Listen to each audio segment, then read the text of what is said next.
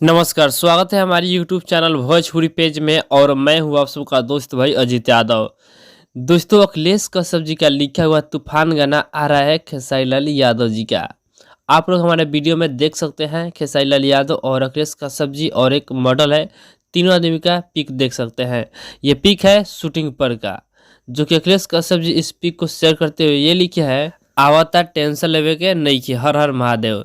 तो आप लोग समझ सकते हैं कि अखिलेश कश्यप जी के धमाका तूफान होगा, क्योंकि अखिलेश अखिलेश कश्यप जी जो भी गाना लिखते हैं वो तूफानी गाना लिखते हैं। और इस बार भी अखिलेश कश्यप जी तूफान गाना ही लेकर आ रहे हैं खेसारी लाल यादव जी के साथ में।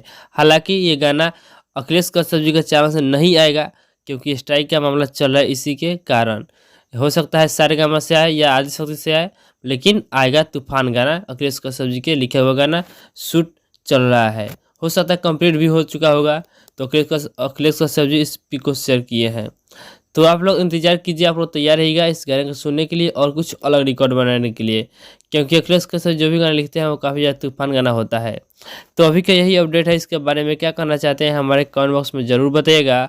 बाकी हमारे चैनल पहली बार आए हैं तो चैनल सब्सक्राइब जरूर कर लीजिएगा, क्योंकि इस चैनल पे खेसारी लाल यादव से रिलेटेड हर वीडियो सबसे पहले आपको मिलेगा।